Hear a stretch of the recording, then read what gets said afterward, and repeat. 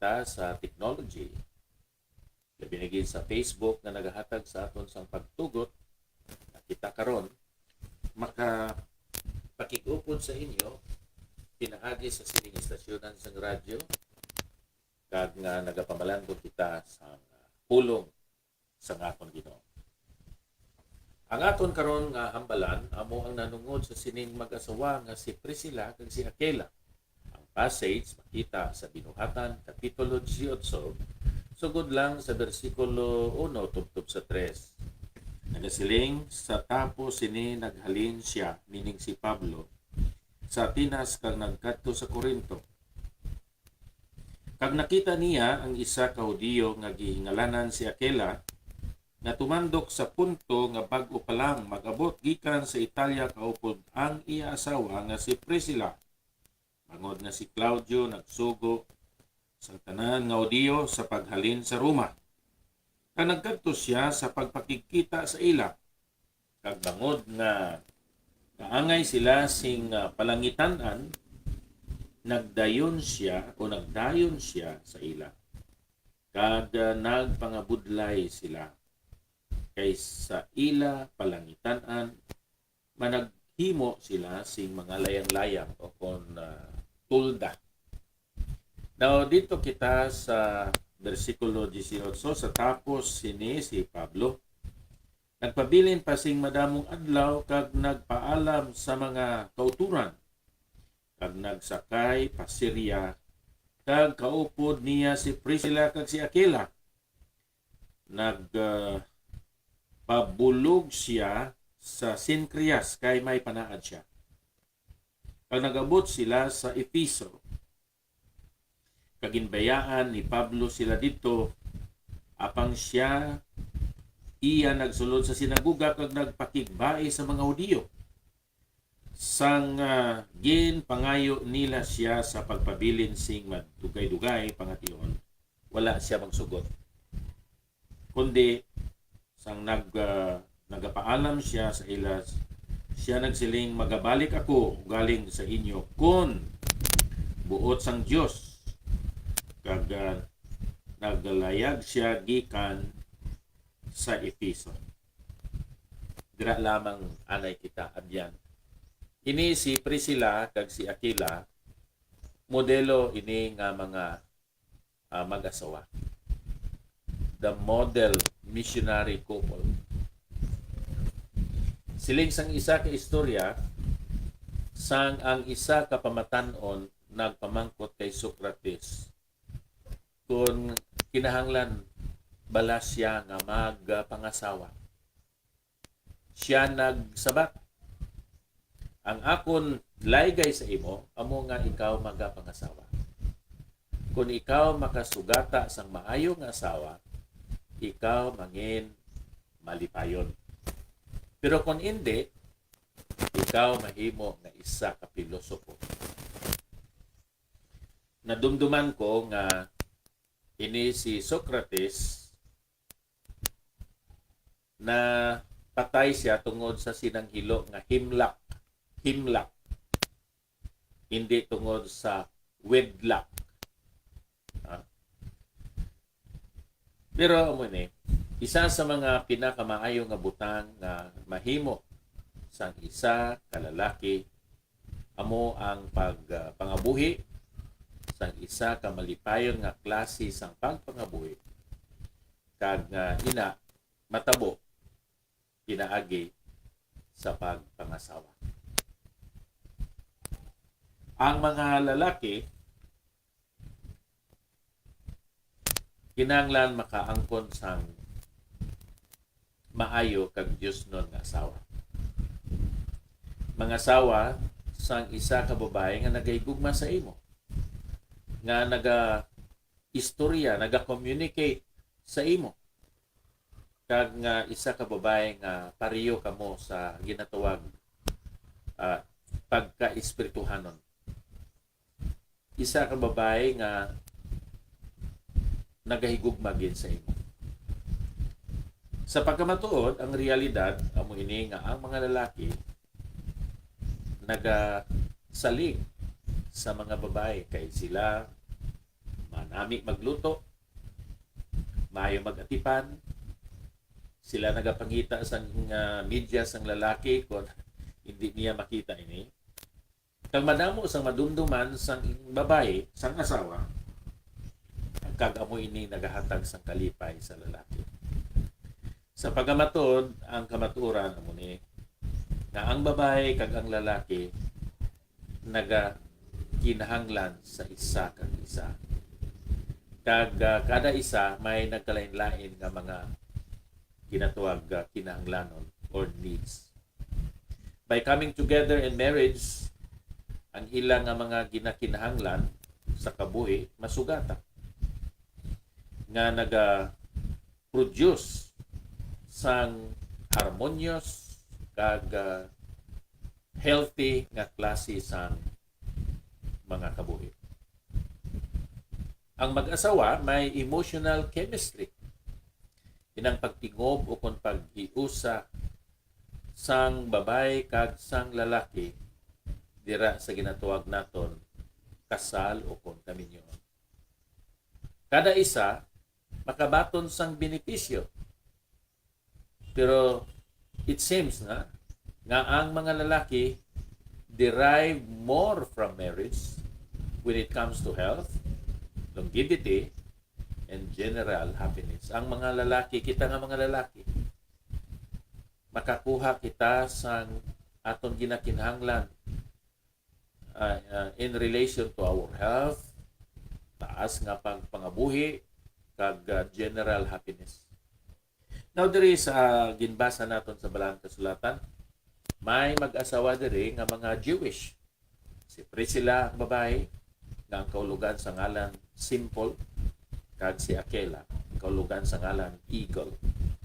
Ang mga Hudiyo, halin sang una gina-persecute yun man sila. Diri ang mga Kristiyanon, suno sa aton ginbasa,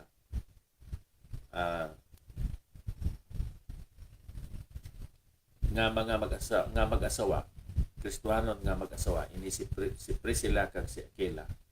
Mga Jewish sila, mga Hudiyo kag Hudiya. Gin-persecute dito sa Rome, kag ginpagwa sila sa Roma. Pero sa pagkamatuod, taga-Puntos ni sila dito sa Asia Minor. No, kay dito man sila nag-istar sa Roma, ginpagwa sila ni Claudius kag nagkadto sila dito sa Corinto nga sakop na sang pungsod sang Greece sa probinsya sang Akaya. So amo na ang aton background, no? Pag-abot nila dito man nagkadto si Apostol Pablo. Kag ini sila nga mag-asawa, mga tent makers. Pero ini si Priscilla kag si Aquila, mga matutom nga mga tumuluhon ni Kristo. Dako ang paggamit sang Dios sa ila sa tunga sang mga pagtilaw kag mga pagpigos, paglutos. Kag sila naka-eksperyensya sa mga kadaugan sa pagtuo, sa pagdumala sang Dios kag sa protection sang Dios. Ang ila nga pagpakig-upod kay Apostol Pablo nakapalig-on sang ila handom kag tinguha na magapadayon sa pag-alagad sa Ginoo. They were enhanced in their desire as a Christian couple to serve the Lord. Now, ang Diyos nagatawag sa mga Kristiyanon nga mag-asawa sa pag-alagad sa iya. Una, ini si Aquila kag si Priscilla na palig-on subo nga mag-asawa sa ila pagpakig-upod sa kay Apostol Pablo. Pero ang manami diri abyan amo ini nga sila gid nga duha nagaalagad, nagatambayayong, nagabuligay sa ilang nga pag-alagad sa Ginoo. Hindi lang sa ilang nga pagpangabuhi, kundi sa ilang gid nga pag-alagad sa Dios. Sila ginhanas, I believe, ni Apostol Pablo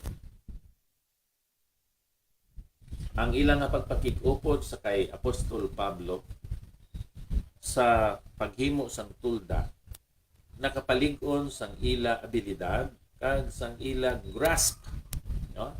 Sa pulong kag sa kabubuton sa Ginoo.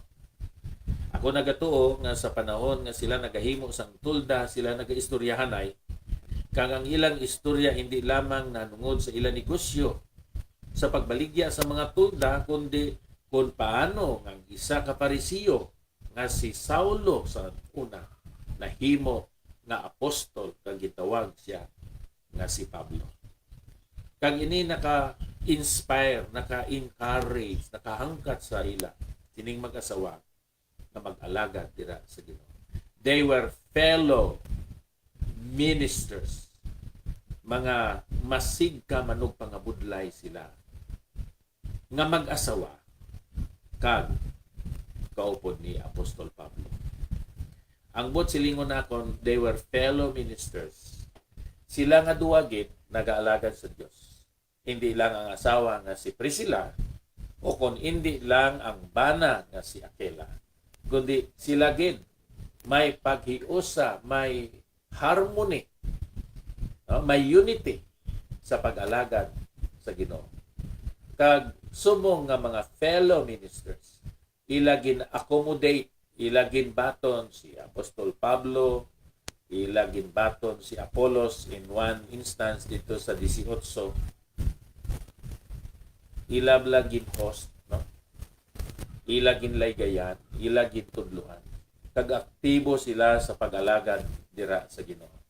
Kung imo sisaon abyan dito sa Roma, Kapitulo 16, versikulo 3, tub sa 6. Ari naman diri sila. Sa Rome, nakabalik sila abyan. No? Sa Roma. Kag amo ini ang natabo. Abi-abihan ninyo si Priscilla kag si Aquila nga akon mga masig ka manog pangabudlay kay Kristo Jesus. Nga tungod sa akong kabuhi gin pakatalagman nila ang ilang o galingon nga kabuhi, kag hindi lamang ako ang nagapasalamat sa ila, kundi man ang tanan nga mga nga iglesia sa mga Injil. Abi-abiha man ang iglesia nga yara sa ila balay. Abi-abiha ang akon hinigugma nga si Epinito, nga amo ang nauna nga pinaliso sa Asya kay Kristo. Abi-abiha si Maria nga nagapangabudlay sing madamo sa inyo. So ari diri abyan nga sa nakabalik si Priscilla kag si Aquila, nahimo sila nga fellow ministers sang mga Kristiyanon dito sa Roma. Wala sila na nagproblema kung may mga tao magsulod sa ila balay. May ara nga mga tao no nga hindi sila magpasulod din sa ila nga balay kay nahikuan sila sa aton siguro. Hindi sila kay balo mag-amuma sa mga bisita.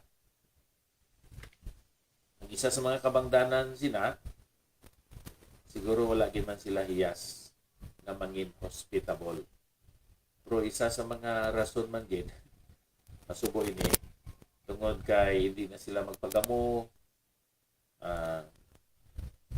siling naton selfie sila sa pag-share sa ilang pagkaon. Pero nga mag-asawa, come and go ang mga Kristiyanon dito sa Roma despite the fact nga may persecution sa mga Kristiyano. Sila gid nga mag-asawa